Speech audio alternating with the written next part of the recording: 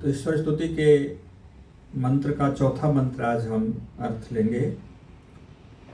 यह प्राणतो निमिषतो महित्वैकैद्रा जा जगतो बभूव यैषे अस्य द्विपदश्चतुष्पदः कस्मै देवाय हविषा विधे।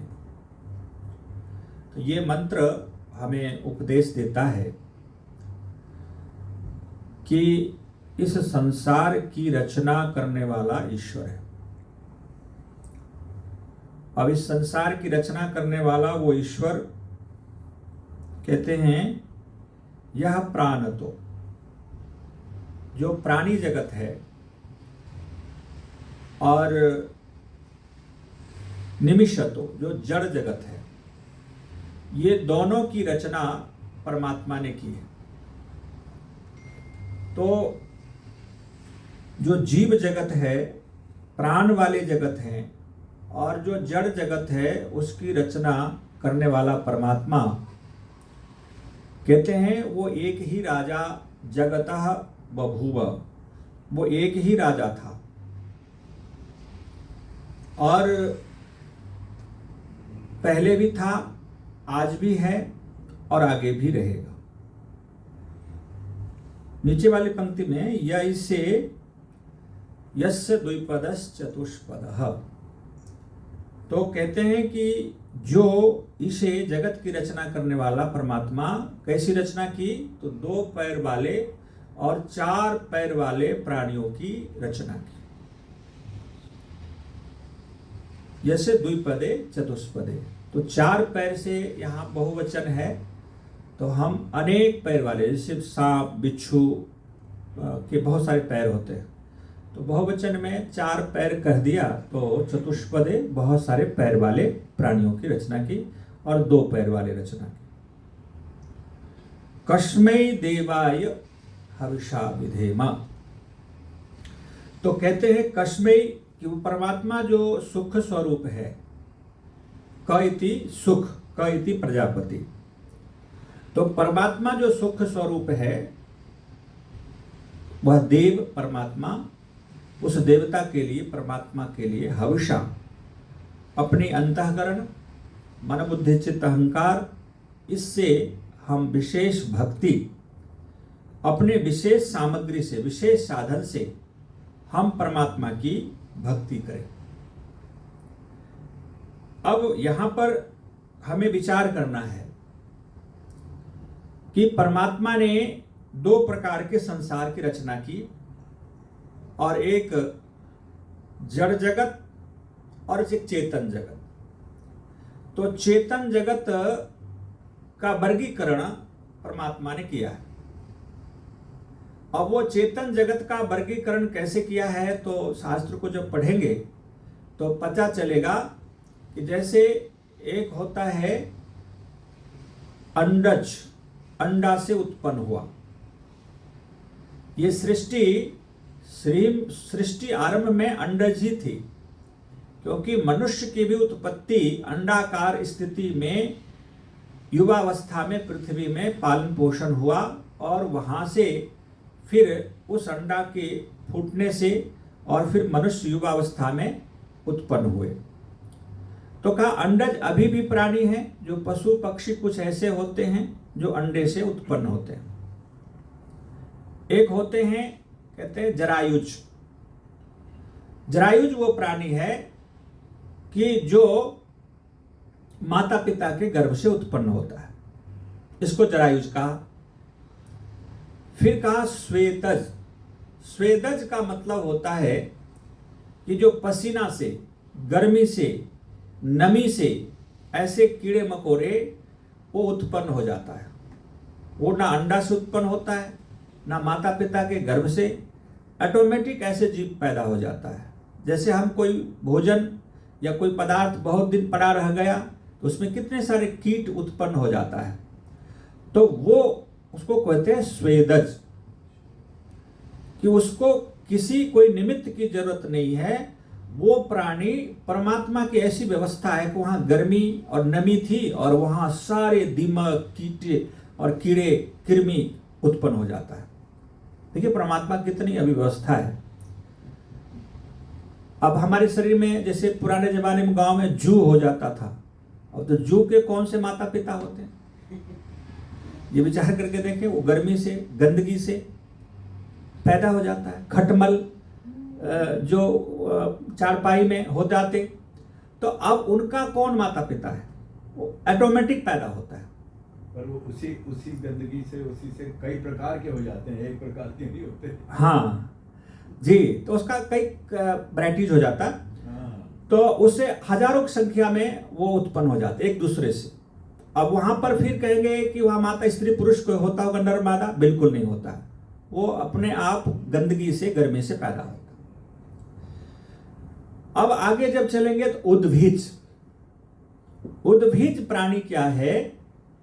भूमि को फाड़ करके उत्पन्न होता है।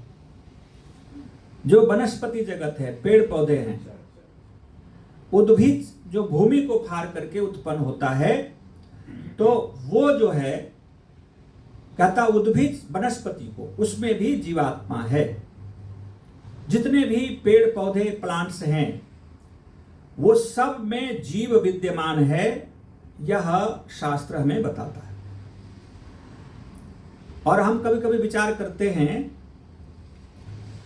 कि परमात्मा ये सब प्राणी कैदी हैं।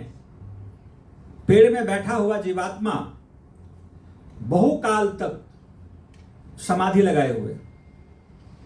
अब जो पेड़ में जीवात्मा बैठा हुआ है वो कभी ये नहीं कहेगा मुझे कहीं घूमने जाना है, भारत या कोई देश घूमने जाना है, आज ये खाना, आज वहां जाना है। ये कोई वो आत्मा बैठे हुए नहीं, वो कैदी है, सजा है, वहां पर सजा भोग रहा है। और हम मनुष्य शरीर में आत्मा हैं, तो हम अपनी स्वतंत्रता से जहां इच्छा होती वहां जाते हैं, और ये भागम भाग में हमारी जिंदगी व्यतीत हो जाती है। तो इस कारण से हम विचार करें कि जो हमें स्वतंत्रता मिली है इसका हम दुरुपयोग ना करें। जो आवश्यक हो वहां यात्रा करिए, वहां जाइए, वो काम करें, लेकिन शेष समय आप अंतर्मुखी होकर के पेड़ बन जाए, और ऐसी भाव करके कि हम ध्यानस्थ होकर के परमात्मा की भक्ति करें। परमात्मा की भक्ति से ही हमारा कल्याण है। यदि हम इस मानव जीवन में, क्योंकि ये जो मानव जीवन है बहुत ही सुंदर जीवन है, और ये सुंदर जीवन को हम कैसे कहते हैं? क्योंकि आत्मा जो श्रेष्ठ आत्मा थी, जिनके पास पुण्य कर्म था, तो वह आत्मा परमात्मा से जब कुछ मांगा तो परमात्मा ने कहा कि पहले घोड़े का शरीर लाया, कहा कि नहीं ये मुझे पसंद नहीं, इसमें तो बहुत कष्ट है। फिर गाय का शरीर परमात्मा ने प्रस्तुत किया, इसमें चले जाओ, तो कहा कि नहीं नहीं, इसमें भी तो जानवर बन के हमको खड़ा रहना पड़ेगा, घास फूस खाना पड़ेगा। अच्छा, तो फिर क्या क्या बनोगे, कौन सा? तो कहा मनुष्य का शरीर जब दिया तो कहा हाँ ये हमारा उत्तम है, कि मानव शरीर में हम रह सकते हैं, ये मेरे लिए विशेष अनुकूल है। उत्तम, जितने उत्तम आत्माएं थी उन सबको परमात्मा ने मानव शरीर प्रदान किया। अब मानव शरीर हमने जो चूज किया है ये विशेष क्यों है? बड़े भाग से ये मानव शरीर मिला है, और इस मानव शरीर की विशेषता मैं बताता हूं। क्योंकि संसार में जितने भी प्राणी हैं वो सारे के सारे प्राणी में 5 जो कोश होते हैं वो डेवलप नहीं होता है।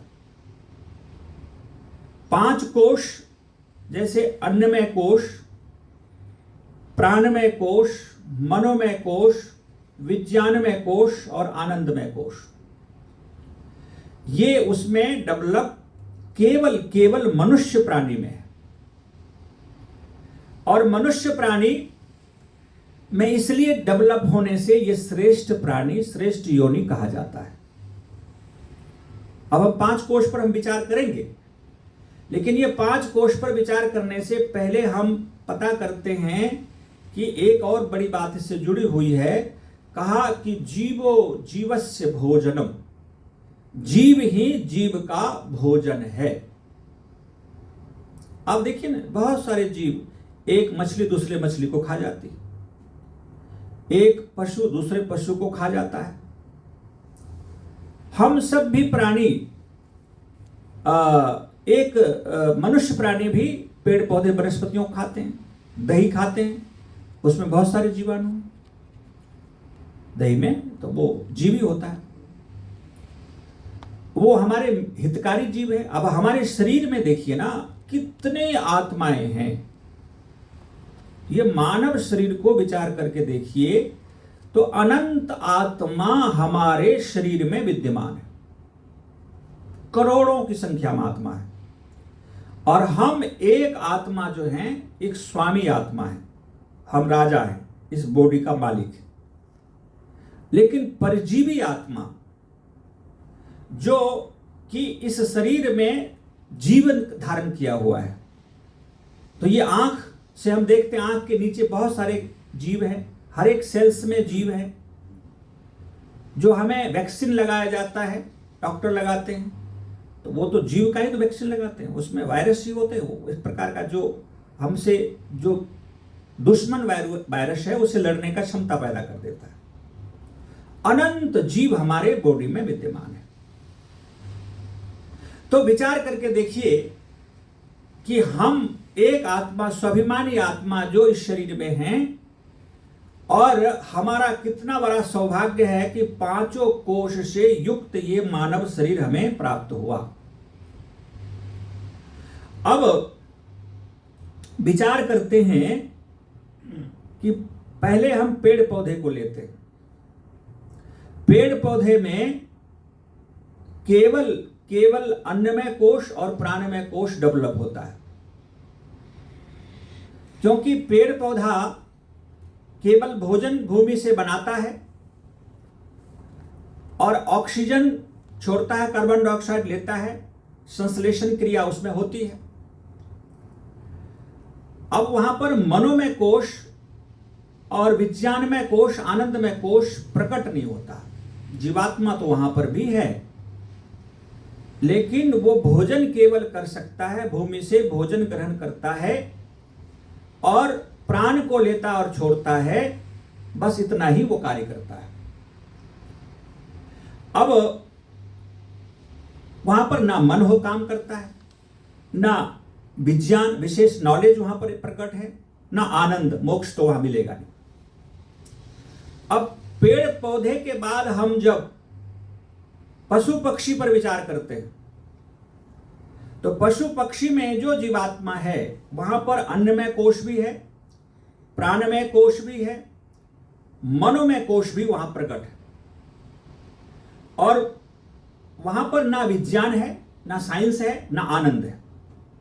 पशु पक्षी कोई रिसर्च नहीं कर सकता, कोई नया आइटम या नई चीज को खोज नहीं कर सकता, ना आनंद प्राप्त कर सकता है। बस वो मन है, संकल्प विकल्प करेगा, सुख दुख की अनुभूति करेगा, इतना वो कर सकता है। तो अब वहां पर एक पॉइंट आगे, पशु पक्षी का जो जीवन है, शरीर है, वो स्थावर योनि से कहीं अच्छा है। और फिर मनुष्य को ले लेते हैं, तो मनुष्य में परमात्मा ने पांचों कोश प्रकट कर दिया, और पांचों कोश वो प्रकट किया है, तो इसलिए ये मनुष्य जीवन श्रेष्ठ है। और ये मानव जीवन श्रेष्ठ होने से अब इसका हमें पूरा लाभ हम ले सकते हैं, और पूरा लाभ लेने के लिए हमें कुछ कार्य करने होंगे। तो हम सबको जो अन्नमय कोश, प्राणमय कोश, मनोमय कोश, विज्ञानमय कोश और आनंदमय कोश जो उपनिषद में वर्णन आया है, इन कोशों पर विचार करना चाहिए।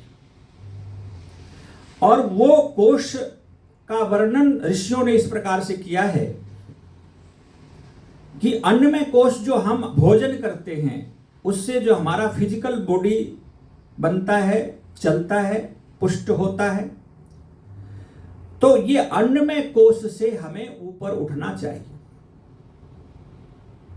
हम भोजन करते हैं जीने के लिए, भोजन के लिए नहीं जीते, जीने के लिए भोजन करते हैं। तो हमें शरीर की सुरक्षा करनी है, लेकिन आज सारी दुनिया जीवा के पीछे भाग रही।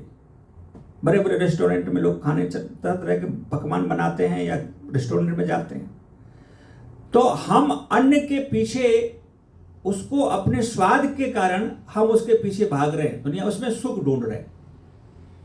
लेकिन अन्नमय कोश को यदि क्रॉस कर दिया जाए, अन्न को हम यदि अपना एक साधन मान लें कि स्वाद के लिए नहीं खाना है, स्वास्थ्य के लिए खाना है, जीवा के टेस्ट नहीं लेना है, बस हमको हेल्दी फूड है, टेस्ट हो या ना हो मुझे उसको खा लेना, हमको शरीर की रक्षा करनी, बस इतना है। यदि इस भाव से व्यक्ति जीता है, भोजन करता है, तो वो अन्नमय कोश से ऊपर उठ गया। वो जो व्यक्ति केवल जीवा के स्वाद के लिए खाता है और वो चाहता है कि मुझे स्वाद मिलता रहे, और तरह तरह का भोजन भट्ट भी होते हैं लोग, भट्ट साहब बैठे हैं भोजन भट्ट कहते हैं भोजन के प्रिय। आप तो ज्ञान भट्ट हैं, ज्ञान प्रिय है नहीं जी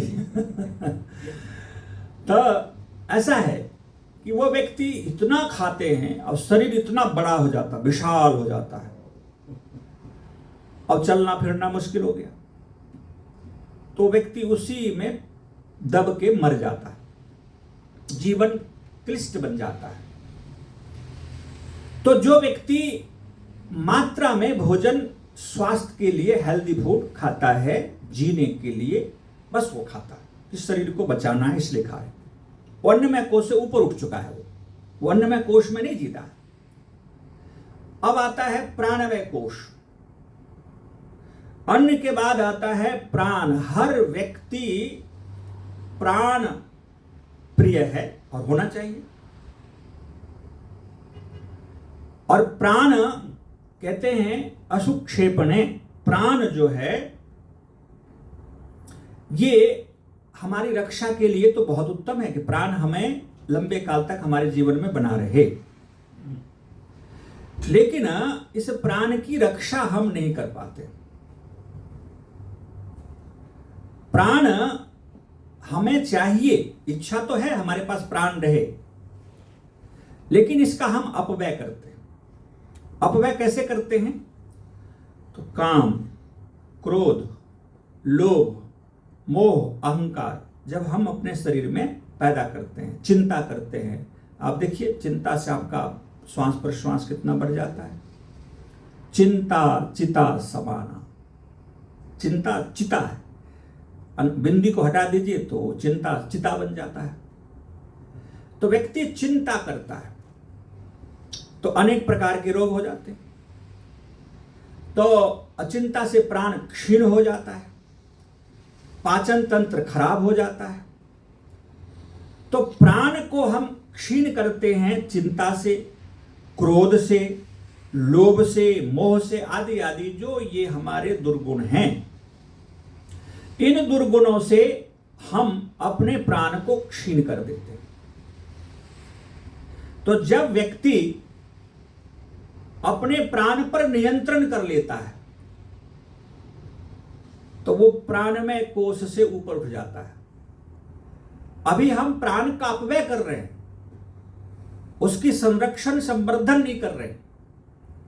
जैसे ये श्वास प्रश्वास के कारण हमारी आयु निश्चित है। आज का विषय ही हमने लिखा था कि आयु, कि मनुष्य की आयु कितनी हो सकती है, जीव की आत्मा की आयु कितनी हो सकती किस शरीर में। हम जितना प्राण अधिक लेंगे उतनी आयु कम होगी। जैसे कछुआ एक प्राणी है, एक उदाहरण के लिए लीजिए। कछुआ एक प्राणी है कि वो 1 मिनट में 4 से 5 बार ही प्राण लेता है, 1 मिनट में।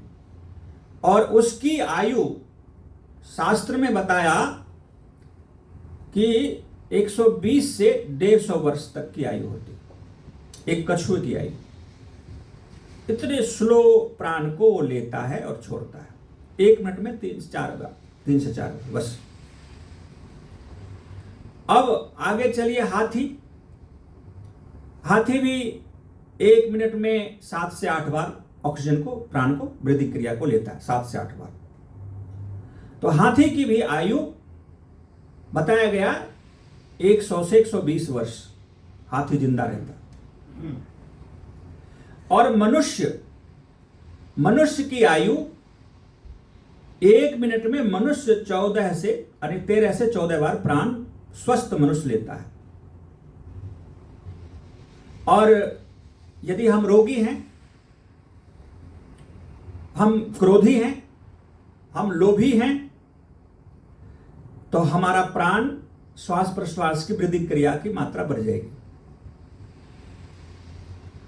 क्रोध जब आता है व्यक्ति को, तो देखिए कितने डीप ब्रीदिंग आपका चलना स्टार्ट होता है। चिंता होती है, लोभ होता है, ये जो दुर्गुण हमारे जीवन में आते हैं, ये कहते हैं ना, अपने जीवन में हम शॉर्ट सर्किट लगाते हैं। क्रोध से, लोभ से, मोह से, चिंता से रोज अपने जीवन को हम कमजोर करते जा रहे हैं, प्राण को कमजोर करते चले जा रहे हैं, और हमारी ब्रीदिंग क्रिया बढ़ जाती है, हमारी आयु क्षीण हो जाती है, कम हो जाती है। तो मनुष्य की भी आयु 100 से 150 वर्ष हम मान सकते हैं, जैसे 300 से ऊपर 400 वर्ष मनुष्य की आयु है। तो अब विचार करिए, और कुछ ऐसे प्राणी हैं जैसे कुत्ता, बिल्ली आदि, ये 12 से 13 वर्ष 14 वर्ष तक जिंदा रहता है, उसके बाद ये मर जाता है, क्योंकि 18 से 20 बार वो प्राण लेता है, 1 मिनट में छोड़ता है, बहुत फास्ट ब्रीदिंग करेगा। तो हम प्राण को कैसे नियंत्रण करें? प्राण को नियंत्रण करने के लिए शास्त्र में यह बताया गया है कि यदि आप प्राणायाम करते हैं, तो प्राणायाम करने से आपका प्राण वश में आ जाता है। जैसे हम प्राण को बाहर निकाल करके रोकते हैं, तो बाहर निकाल करके जब हम रोकते हैं तो 1 मिनट हम नहीं रोक पाएंगे, आधे मिनट रोक लें, 20 सेकेंड, 10 सेकेंड, तो धीरे धीरे हमारा उस समय बढ़ता जाए, 1 मिनट 2 मिनट तक हम रोकने लग गए, और उसके बाद आप देखेंगे कि प्राण की श्वास प्रश्वास इतना सूक्ष्म हो जाता है कि हमें पता नहीं चलता कि हम श्वास ले रहे हैं, क्योंकि मन का संबंध प्राण से। प्राण जितना फास्ट तीव्र गति से चलेगा श्वास प्रश्वास, उतना ही मन तीव्र गति से भागेगा, गति करेगा। श्वास प्रश्वास की मात्रा यदि कम हो गई तो मन भी हमारा शांत हो जाता है। तो मन को शांत करने के लिए आपको प्राण पर नियंत्रण करना पड़ेगा, ये पक्की बात। प्राणमय कोष से ऊपर उठना पड़ेगा। प्राण, जैसे हम भोजन अधिक कर लेते हैं, क्रोध अधिक कर लेते हैं, चिंता लोभ अधिक कर लेते हैं, हमारा प्राण संकट में पड़ जाता है। और प्राण संकट में यदि पड़ गया, प्राण क्षीण होने लगा, तो हमें रोग भी होगा, आयु भी कम होगी। और कहते हैं मन में जब व्यक्ति के रोग आता है तो शरीर में भी रोग आ जाता है। इसलिए मन को स्वस्थ रखना, मन को प्रसन्न रखना, ये प्रायोरिटी है। इसके लिए प्राण पर नियंत्रण, तो प्राणायाम आप सब करिए। प्राणायाम के बिना प्राण को नियंत्रण नहीं कर सकते। उस पर कंट्रोल करना चाहते हैं तो प्राणायाम हमें प्रत्येक मनुष्य को करना चाहिए। ऐसे मैं प्रसंग से ये बात को बताऊंगा कि जो प्राणायाम है वो सतोगुणी है, और जो हम आसन करते हैं तो वो रजोगुणी है, और जो हम एक्सरसाइज करते हैं और या दौड़ लगाते हैं, जिम में जाते हैं, वो तमोगुणी है। 3 गुण होते हैं। तो जैसे जिसमें ब्रीदिंग क्रिया फास्ट चलता हो, दौड़ने से, डंबल उठाने से, कठोर एक्सरसाइज करने से, वो तमोगुणी होगा। जैसे लेट करके हम आसन कर रहे हैं, बैठ के आसन कर रहे हैं, वो रजोगुणी है। और प्राणायाम सतोगुणी है। प्राणायाम यदि आप क्रम से बढ़िया से विधिवत करते हैं तो आपके मन में सतोगुण बढ़ जाता है, सतोगुण की पोटेंसी बढ़ जाती है। और मन में सात्विक गुण बढ़ने से आपका मन प्रसन्न रहेगा, शांत रहेगा और ब्रीदिंग क्रिया भी सामान्य एकदम नॉर्मल हो जाएगा। तो बैठ करके अब प्राणायाम इतना सहज है कि आप बेड पर बैठे बैठे या जहां कहीं आप बैठ गए, ट्रेन में बैठे हैं, प्लेन में बैठे हैं, प्राणायाम कर सकते हैं। उसके लिए कोई जगह की जरूरत नहीं और लाभ ज्यादा करेगा। आसन भी जरूरी है, एक्सरसाइज भी जरूरी है, हमारा बॉडी मूवमेंट करता रहे, लेकिन वो समय है, आपके पास स्पेस है, आप करिए। लेकिन ऐसी परिस्थिति में हम बैठे हैं, प्लेन में बैठे हैं, अब कुछ ऐसे संकट में पड़े हैं तो वहां आप जगह नहीं है, अब लोग हैं, वहां आसन कैसे करें, हम एक्सरसाइज कैसे करें? तो प्राणायाम तो कर सकते हैं बैठे बैठे। श्वास को बस हाथ भी ऐसे लगाने की जरूरत नहीं है, बिना हाथ पकड़े आप श्वास को बाहर निकाल करके रोक दीजिए, फिर धीरे धीरे अंदर लीजिए। मन से चल रहा है काम, फिर श्वास अंदर लेके रोक दिया।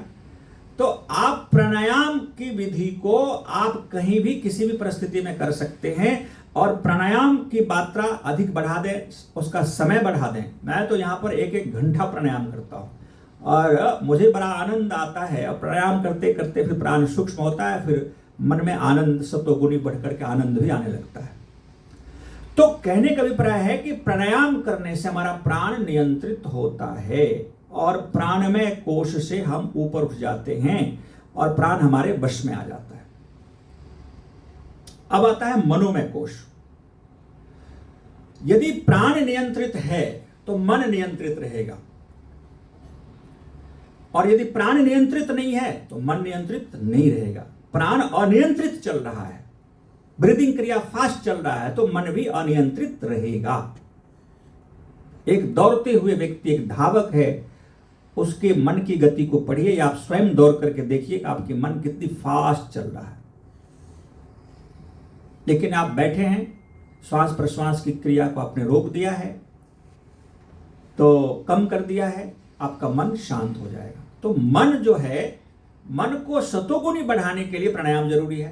अब मन में जो कुछ विचार हैं, अब उन विचारों पर भी हमें प्रयास करके नियंत्रण करना चाहिए। बहुत सारे ऐसे विचार हैं जो कि हमारे काम के नहीं होते।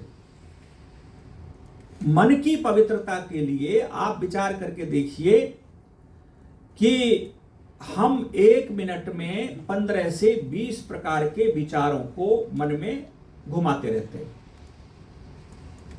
हमने किसी व्यक्ति को देखा और उस व्यक्ति को देखने के साथ किसका भाई है, किसका पुत्र है, ये कहाँ रहता है, ये क्या करता है, कहाँ देखा था, उससे रिलेटेड सारी बातें मन में आ जाएगी। किसी पदार्थ को देखा, उससे अनुषांगिक जितनी बातें हैं, कोई स्थान के बारे में सोचिए, उससे जुड़ी हुई सारी बातें मन में आना शुरू हो जाता है। अब वो विचार हमारे काम का नहीं।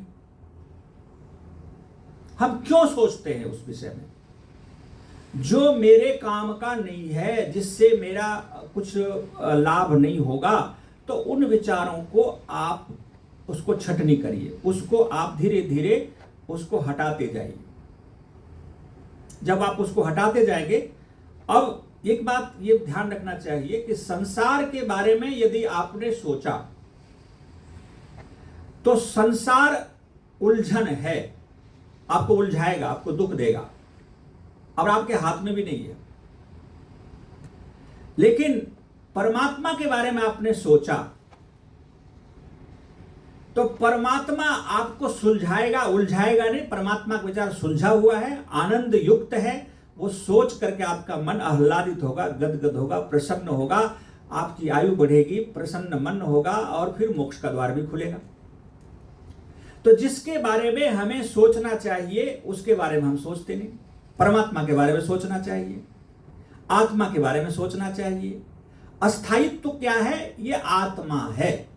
अस्थाई कौन है? तो परमात्मा है। लेकिन हम उसके बारे में कोई विचार नहीं करते और हम जो अस्थाई है, ये संसार अस्थाई है, ये शरीर अस्थाई है, ये आज है हमारे पास कल नहीं रहेगा, उसके विषय में हमारा मन भागता रहता, हम भगाते रहते, तो हम उलझन में पड़े रहते हैं, फिर हम दुखी होते रहते हैं, परेशान होते रहते हैं। तो मन के विचारों को नियंत्रित करना, अनावश्यक विचारों को हटाना, ये कौन कर सकता है? जिनकी दृष्टि ब्रह्म के साथ है, परमात्मा के साथ जुड़ा हुआ है, जिनकी भावना, तो एक भावना की बात आई, भरा नहीं जो भावों से, बहता जिसमें रसधार नहीं। प्रकृति आगे क्या है? वह हृदय नहीं पत्थर है जिसमें स्वदेश का प्यार नहीं। ये किस कवि का है? तो बड़ा ही सुंदर ये भाव लिखा है, लेकिन मैं इस बात को ऐसे लेता हूं कि भरा नहीं जो भावों से, जो व्यक्ति ये भाव के भूखे ही परमात्मा होते हैं। आप जो भी क्रिया करते हैं वो सब भावना से जुड़ा हुआ है। अपनी भावना को यदि परमात्मा से जोड़ दिया, परमात्मा आपको मिल जाएगा, परमात्मा आपका आनंद आपको प्रदान करेगा। और यदि आप भावना को संसार में जोड़े हुए हैं, संसार में लगाए हुए हैं, तो परमात्मा का आनंद कट जाएगा और संसार उलझन है, उसमें उलझते रहिएगा। बस केवल यदि आप अपने भावों को आपने केवल ईश्वर में बना दिया, अब वो एक कल्पना करना है। परमात्मा निराकार है, सर्वव्यापक है, वो दिखाई नहीं देता है, आत्मा भी निराकार है, लेकिन उसको हम जानने का प्रयास करते हैं, उसके आनंद को लेने का प्रयास करते हैं। तो आनंद को लेने के लिए आपको भावना से जुड़ना पड़ेगा। मुनि सत्यजीत जी कहते हैं कि सब भाव से, भावना से जुड़ें, ऐसा वो बोलते रहते हैं। तो मैं उनकी बात को याद करता रहता हूँ, हमारे गुरु जी हैं। तो हम भी प्रतिदिन संध्या ध्यान करते हैं, तो भाव को ही तो नियंत्रित करते हैं। एक हृदय में भाव प्रकट करते हैं, वो ईश्वर मुझे देख रहा है, सुन रहा है, जान रहा है। बस वो भाव को पहले एक इमेजिनेशन करना, इमेज बनाना है। और वो भावना जो वेदों में हमने पढ़ा है, शास्त्रों में पढ़ा है, परमात्मा के स्वरूपों को हमने जो समझा है, निराकार है, सर्वव्यापक है, सत्यचित आनंद है, दयालु है, निराकार है, आदि आदि, यदि आप विचार मन में भाव को केवल वो रियलिटी, वास्तविकता, अनुभूति करते हैं, तो आपको भगवान मिल जाएगा। मैं कई परिवार में मुझे जाने का अवसर मिलता है, तो कुछ जो पौराणिक परिवार है, साकार रूप में ब्रह्म को मानते हैं, तो मैं उनको देखता हूं कि वो घर में गए तो कहते हैं, आचार्य जी मैं भोग लगाता हूं भगवान को, लड्डू गोपाल को दिखाते हैं, कृष्ण भगवान हैं, तरह तरह के भगवान हैं। अब वहां भोग लगाते हैं भगवान को। अभी भी चले जाइए मंदिर, वो पत्थर की मूर्ति तो खाता नहीं। हाँ जी डॉक्टर साहब देखते हैं आप, वहां पर तरह तरह के फ्रूट्स रखे हुए हैं, प्रसाद रखे हुए हैं, लोग पंखा भी हिलाते हैं भगवान को, गर्मी लग रही होगी भगवान को, कपड़े भी पहनाते हैं, नहलाते भी, सारी क्रियाओं को वो करते हैं वो पत्थर के मूर्ति के साथ। वो भाव ही तो है, और उनको खुशी मिलती है, उसको अच्छा लगता है कि भगवान को हम खिला रहे हैं। भगवान तो खाता ही नहीं, वो पत्थर क्या खाएगा। बस वो भाव में आकर के खुश होते हैं व्यक्ति कि भगवान खा लिया, भाव से। अब जब आप पत्थर में भाव करते हैं, तो चेतन में भाव करिए, तो उसका सीधे आपको लाभ मिलेगा।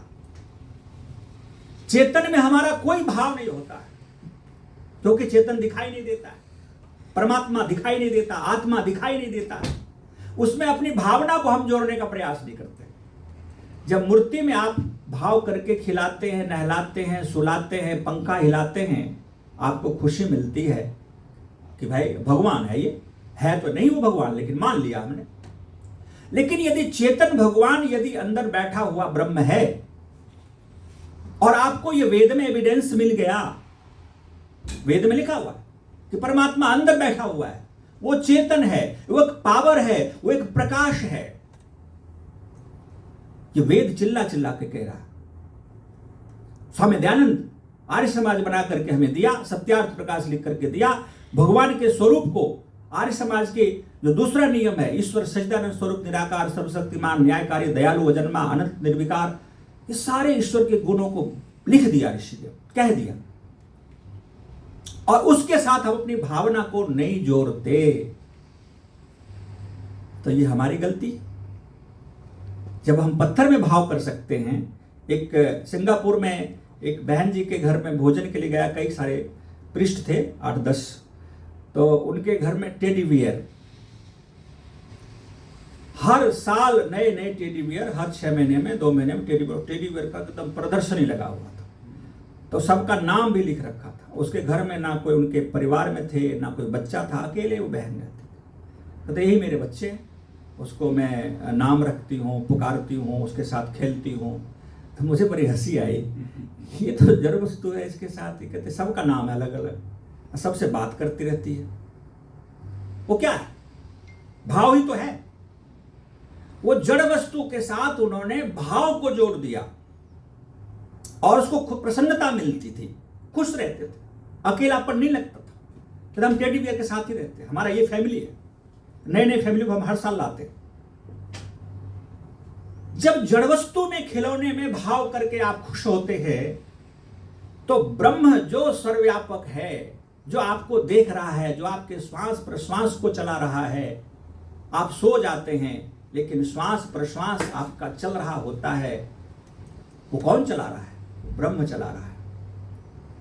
आपके जीवन की रक्षा कौन कर रहा है? ब्रह्म कर रहा है। वो आपको फल फ्रूट, ये खाने पीने का साधन कौन दे रहा है? वो ब्रह्म दे रहा है। आप उसके साथ भाव नहीं जोड़ सकते। भाव तो जोड़ दीजिए ना। बस आंख बंद करके बैठिए और आंख में आंसू बहाइए कि प्रभु मुझे तू देख रहे हो। बस भाव करिए, तू मेरी रक्षा कर रहे हो, हर पल तू मेरे अंदर आनंद दे रहे हो, तू ही मेरी माँ है, तू ही मेरी पिता है। ऐसी भाव व्यक्ति करके जीने लग जाए तो ब्रह्म मिलना बिल्कुल सहज आसान है। कहते परमात्मा दिखाई नहीं देता, आपको दिखाई नहीं देता, ठीक है। एक ब्लैक कार में, शीशा ब्लैक है कार में, और ड्राइवर और लोग भी अंदर बैठे हुए हैं। बाहर के लोगों को दिखाई नहीं देगा, लेकिन अंदर जो बैठा हुआ है उसको बाहर दिखाई देगा। ऐसा कार में शीशा है, होता है कि नहीं होता? आप जानते हैं। उसी प्रकार से अनुभव करिए कि हम बाहर हैं, कार के बाहर हैं, तो कार में बैठा हुआ आदमी हमें दिखाई नहीं देता। हम बाहर हैं, हम बाहर देख रहे हैं, तो परमात्मा हमको दिखाई नहीं देगा क्योंकि हम बाहर हैं। और परमात्मा अंदर बैठा हुआ है, वो हमें देख रहा है। हम उसको देखें अथवा ना देखें, लेकिन वो हमारा हर पल वो हमारे निरीक्षण कर रहा है, वो देख रहा है अंदर बैठा हुआ।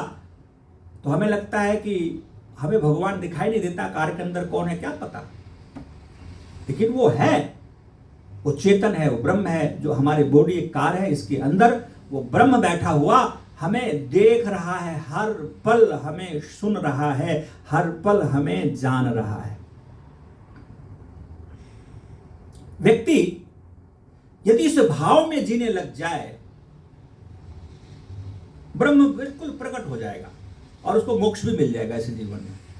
तो भाव को जोड़िए, और भाव मन की पवित्रता से बनेगी। यदि मन में रजोगुण तमोगुण बढ़ा हुआ है, काम क्रोध लोभ मोह संसार के मलित विकार बढ़े हुए हैं, तो आप भाव नहीं बना सकते। मन हमारा इधर संसार में ही उलझा रहता है, उधर ही हमारा मन भागता रहता है। इसलिए शास्त्रकार कहता है अपने क्लेशों को मिटाओ, अविद्या अस्मिता राग द्वेष अभिनिवेश, ये सब को कम करो। वो आहार से, प्राणायाम से, स्वाध्याय से व्यक्ति के जीवन पवित्र होता चला जाता है, सत्वगुण बढ़ता चला जाता है। इसलिए ऋषि ने साफ साफ कहा कि स्वाध्याय मां प्रमदः। जैसे हमारे लिए भोजन जरूरी है, भोजन के बिना हम जिंदा नहीं रह सकते, सोना शयन करना हमारे लिए जरूरी है। कहते आहार निद्रा ब्रह्मचर्य, ये स्वास्थ्य का आधार है। तो भोजन जरूरी है, निद्रा जरूरी है, उसी तरह से स्वाध्याय भी हमारे लिए जरूरी है। यदि व्यक्ति प्रतिदिन स्वाध्याय करे, शास्त्रों को पढ़े, आप अपने स्वाध्याय का आदत डाल लीजिए। बेड पर आप जाने से पहले 1 पेज 2 पेज रोज पढ़िए। आजकल मैं रामायण हमारी बिटिया पढ़ती है और हम सोने से पहले आधा घंटा तो रामायण पढ़ के सुना। तो वो पढ़ती है तो उसको भी समझ में आ रहा है, ज्ञान बढ़ रहा है, संस्कार बढ़ रहा है, हमें भी समझ में आ रहा है। आप एक दूसरे को कहिए, 2 लोग हैं 3 लोग हैं, एक पढ़ो हम सुनते हैं और आपस में थोड़ी चर्चा कर लें, तो वो संस्कार बनता है, ज्ञान बढ़ता है, नई नई चीजें हमें पता चलता है। और जैसे जैसे हमारा ज्ञान बढ़ता जाता है, हमारी चिंतन विचारधारा बढ़ता जाता है, समझ, हमें सुख मिलना आरंभ हो जाता है। जिस विषय में ज्ञान कम होगा, जैसे उदाहरण समझिए कि हमें कोई रोग हो गया और रोग का हमें कारण पता है कि मैंने खाने पीने में गड़बड़ी की, आज मुझसे ये मिस्टेक हुआ और इस कारण ये रोग हो गया, और उसका उपचार भी हमें पता है, ऐसा कर लूंगा ये ठीक हो जाएगा, फिर चिंता नहीं होगी, क्योंकि नॉलेज है, रोग का कारण का भी ज्ञान हमें है और उसका उपचार का भी ज्ञान है। यदि रोग का कारण पता नहीं चल रहा और उसका उपचार भी हमें पता नहीं है, देखिए आपके मन में कितने बेचैनी, तो पता नहीं क्या हो गया, क्या हो जाएगा, चिंताएं बढ़ जाएगी, क्योंकि ज्ञान नहीं है, नॉलेज नहीं है। ज्ञान बढ़ने से हमें सुख मिलता है, इस बात को मैं प्रमाणित कर रहा हूं। सांप नेवला से लड़ता है और नेवला सांप से लड़ता है, और नेवला को पता होता है कि ये सांप मुझे काट लेगा, तो मुझे जड़ी बूटी पता है, मैं उसको सूंघ लूंगा, विष हमारे शरीर से निकल जाएगा। वो निर्भीक होकर के लड़ता है, क्योंकि वो कुछ ज्ञान है कि विष कैसे उतारा जाता है, उसको चिंता नहीं है। और हमें विष के उतारने का ज्ञान नहीं है, तो हमें डर लगता है, काट लिया, काट लेगा तो क्या होगा, चिंता है। तो ज्ञान होने से निर्भीकता आती है, आनंद बढ़ता है। और ज्ञान कम होने से, जैसे बालक मां से बिछुड़ जाता है तो वो घबराता है, रोता है कि मेरी मां कहां गई। लेकिन एक बड़े व्यक्ति बिछुड़ गए तो उनको पता है कि हमको कैसे घर जाना है, हमको कुछ, उसको चिंता नहीं होती, वो नहीं रोता है, उसको दुख नहीं होता, उसको ज्ञान है, मैं बिछुड़ गया लेकिन मुझे पता है कहां जाना है। तो ज्ञान सुख दिया कि नहीं दिया। तो ज्ञान जैसे जैसे हमारा बढ़ेगा, वैसे वैसे मन में प्रसन्नता भी बढ़ेगी, आनंद भी बढ़ेगा, सुख भी बढ़ेगा। ये बात पकड़ लीजिए। तो स्वाध्याय को हम कभी ना छोड़ें। तो स्वाध्याय और प्राणायाम ये करते रहे तो मन की पवित्रता बनी रहेगी, और मन की पवित्रता से फिर कहते हैं मन जब व्यक्ति का प्रसन्न रहता है तो फिर विज्ञान भी वहां प्रकट होता है, विशेष ज्ञान, वो साइंटिस्ट भी बन जाता है। और साइंटिस्ट तो भौतिक खोज करता है, और महर्षि दयानंद जैसे ब्रह्म विज्ञान अपने अंदर ब्रह्म को ढूंढ लेता है, आत्मा को ढूंढ लेता है। तो वो विज्ञान, विशेष नॉलेज आपको प्रकट होगा जब मन प्रसन्न रहेगा, सतोगुण बढ़ा रहेगा, तो आपके अंदर विशेष नॉलेज प्रकट होगा, जो डिवाइन नॉलेज कहेंगे, और वो दिव्य ज्ञान आपको वो आनंद की तरफ ले जाए। और वो आनंद को पाने के लिए ये अपने जीवन को एक यात्रा में, जैसे 5 जो हमने कोश कहा था, अन्नमय कोश, प्राणमय कोश, मनोमय कोश, विज्ञानमय कोश, आनंदमय कोश। ये मानव जीवन ही एक ऐसा जीवन है जो व्यक्ति आनंद तक यात्रा कर सकता है। और यदि ये मानव जीवन छूट गया तो फिर 84 लाख योनि कहते हैं ना, अनंत योनियों में आपकी एंट्री होगी, और मानव जीवन फिर पता नहीं कब नंबर आएगा, भटकते रहिए। तो आपको ये जीवन मिला है। एक उदाहरण समझाते हैं कि एक अंधा व्यक्ति एक 4 दीवारी के अंदर डाल दिया गया, और एक छोटा सा गेट, उसको बता दिया गया कि छोटा सा गेट है, आपको हाथ से टटोलते हुए उस गेट से आप बाहर निकल सकते हो। बड़ा सा ग्राउंड था, उसको 4 दीवारी घिरे हुए थे, दीवार था, वाल था, और वो व्यक्ति हाथ वो ऐसे टटोलता हुआ कि हमको रास्ता मिले, मैं इस गेट से बाहर निकल जाऊं, इस घेरे से। और जैसे हाथ को दिखाई तो दे नहीं रहा है, टटोलते हुए वो व्यक्ति वहां जाता था, कहीं शरीर में खुजली हो जाए या कुछ और हरकत हो जाए, वो दीवार से बढ़ जाता था, दीवार गेट छोड़कर फिर आप एक चक्कर काटिए। फिर वहां आता था, फिर कोई ऐसी स्थिति आती थी, वो दीवार से हाथ हट जाता था, छोटी सी गेट थी, वो फिर आगे फिर चक्कर काटिए। ये जो मानव जीवन है ना, एक छोटा सा डोर आपको मिला है इस भवसागर से निकलने का, लेकिन हम क्या करते हैं, ये मानव जीवन को व्यर्थ यूं ही खाने पीने, भागम भाग, ईर्ष्या द्वेष, उन्होंने ऐसा कहा, उन्होंने ऐसा ही कर दिया, और हमारी एक्सपेक्टेशन बहुत ज़्यादा होता है, अपेक्षाएं हमारी बहुत ज़्यादा होती है, और हम उससे हमारा मन बहुत दुखी होता है। हम अपने जीवन में जब अपेक्षा पाल लेते हैं, आशा पाल लेते हैं, और एक मैं बड़ी बात समय के अनुसार में कहूं, जब यज्ञ प्रार्थना हम करते हैं तो छोड़ देवें छल कपट को, मानसिक बल दीजिए। बहुत बड़ी बात है ये।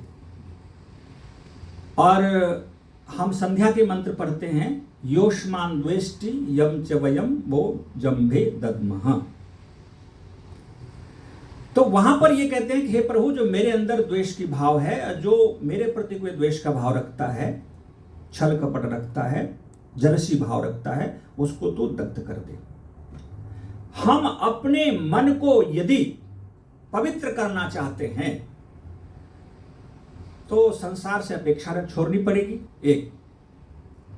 दूसरा, जो हमारे अंदर किसी और के प्रति कोई और भाव है, आशा है, वो पूरी नहीं हुई, या हमारे अनुकूल नहीं बोला, नहीं कहा, तो हमारे मन में द्वेष बन जाता है या बहुत दुख होता है।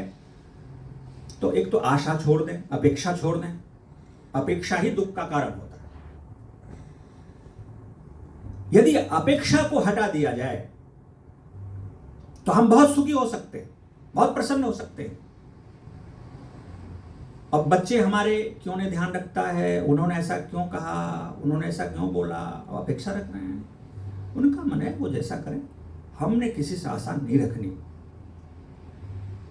यदि वो कोई व्यक्ति हमारा सहयोग कर देता है तो उसका धन्यवाद कर दें। और हम आशा पहले से हम पाल लेते हैं और पूरी नहीं होती है, वो खड़े नहीं उतरते हैं, तो फिर हमारे मन में दुख होता है, फिर जलन, ईर्ष्या, वो भी बहुत तरह की बात मन में पैदा हो जाता है। तो इस प्रकार से अपने मन को कैसे पवित्र करें, तो प्रार्थना में भी ये छल कपट और ईर्ष्या द्वेष और ये जो जलसी भाव है, योष्मान द्वेष्टि यम वो जम्भे दद्मः, यदि इसको हटा दिया, संसार से अपेक्षाएं को छोड़ दिया, तो आपका मन पवित्र हो जाएगा। और मन जब पवित्र होगा तो आप ब्रह्म को वहां पर जान सकते हैं। ब्रह्म आसानी से प्राप्त किया जा सकता है। कहते हैं ईश्वर को प्राप्त करना बहुत कठिन है, ऐसा लोगों ने हवा बना दिया, लोगों को डरा दिया है कि ईश्वर को प्राप्त करना, आनंद को प्राप्त करना बहुत कठिन है। कहते हैं बहुत सरल है, बहुत सरल है।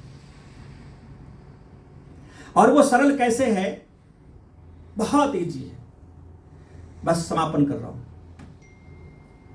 संसार का सुख प्राप्त करने के लिए हमें जीवन खपा देना पड़ता है।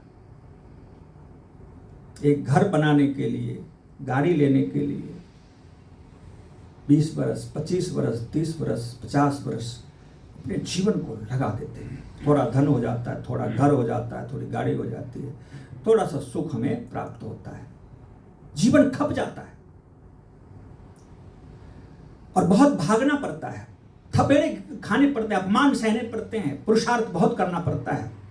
लेकिन भगवान के सुख प्राप्त करने के लिए घर की जरूरत नहीं, गाड़ी की जरूरत नहीं, कोई विशेष वस्त्र की जरूरत नहीं, बस एक कपड़ा है, तन ढका हुआ है। आप आंख मीच करके बैठ जाइए, एक कोने में आप बैठिए, अपने मन को संसार से हटा दीजिए, एक भाव मन में ले आइए कि ब्रह्म मुझे देख रहा है, मैं ब्रह्म को देख रहा हूं, आनंद मुझे मिल रहा है। इस भावना को रियलिटी में बदलिए, आंसू बहाइए, एक आनंदित होइए। बस इतनी ही करने की जरूरत है। प्रतिदिन 1 घंटा बस आंख बंद करके बैठना शुरू कर दीजिए, देखिए परमात्मा इजी आपके अंदर प्रकट हो जाएगा। ब्रह्म को पाना बहुत सरल है, कहीं भागने की जरूरत नहीं है, भोजन के पीछे, घर के पीछे, धन के पीछे भागने की जरूरत नहीं है।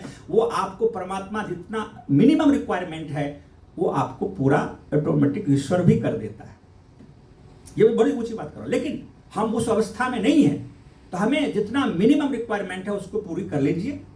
जितना हमारा जीवन निर्वाह हो जाए वो धन कमा लीजिए, घर बना लीजिए, लेकिन सारा जीवन हम उसके पीछे नहीं भागेंगे।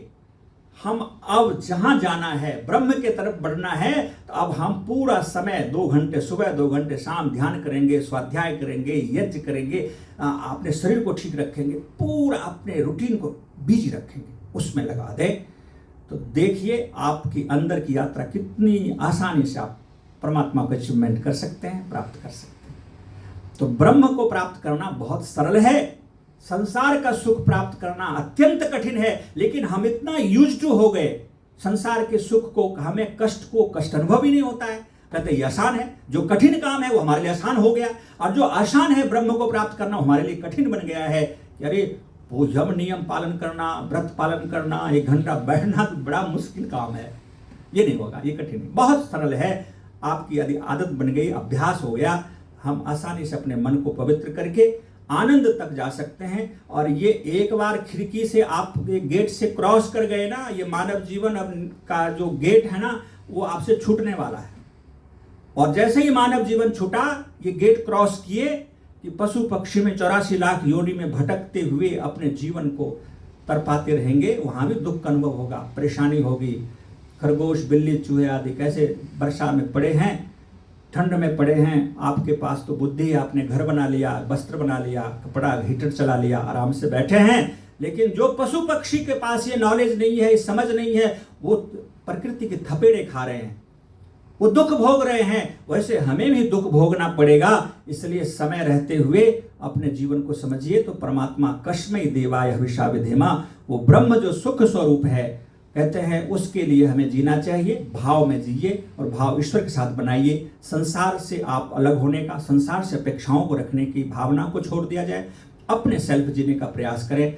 हम मनुष्य हैं, हमें आनंद के लिए जीवन मिला है और इसको सफल बनाना है। यदि इसी जीवन में आपने अपने को जान लिया, ब्रह्म को जान लिया, तो बहुत कुछ उपलब्धि कर ली। और यदि नहीं किया तो महति विनष्टि, महति विनष्टि, महति विनष्टि, महान विनाश, महान विनाश। आप हम विनाश की तरफ बढ़ रहे हैं और हम सब हाथ पर हाथ रख करके बैठे हुए हैं। नाव डूबने वाली है, पानी भर चुका है और आप हाथ पांव नहीं मार रहे हैं, चप्पू नहीं चला रहे हैं, किनारे लग जाए नैया, और फिर भी आप बैठे हैं। ये इतनी बड़ी विडंबना है, ये बड़ी दुख की बात है। इसलिए हाथ पांव मारिए और ध्यान करिए, साधना करिए, स्वाध्याय करिए, ईश्वर के साथ भाव बनाइए। बहुत बहुत धन्यवाद। ओम शांति।